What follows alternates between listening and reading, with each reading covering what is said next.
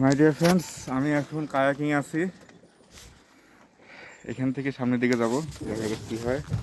সাথে থাকবেন আপনারা।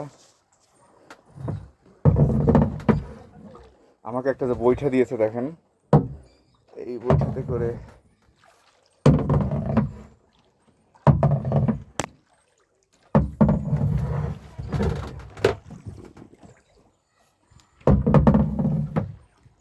সামনের দিকে যাব আমি।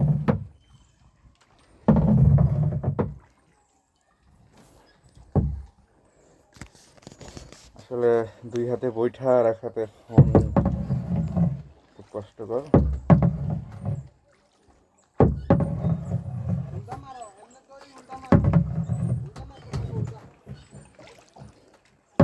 সুন্দর একটা পরিবেশে আছি।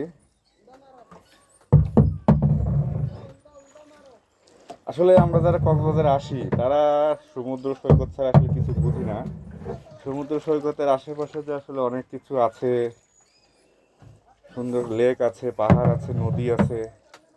এই লেকটা একটা নদীতে গিয়ে ঠেকেছে হয়তো,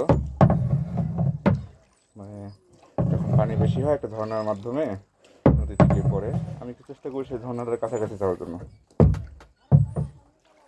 একদম গহীন বনের ভিতরে একটু যাবো, দেখা যাক যেতে পারি কিনা।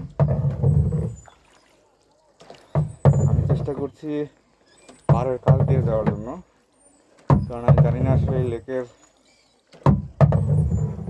গভীরতা কতটুকু।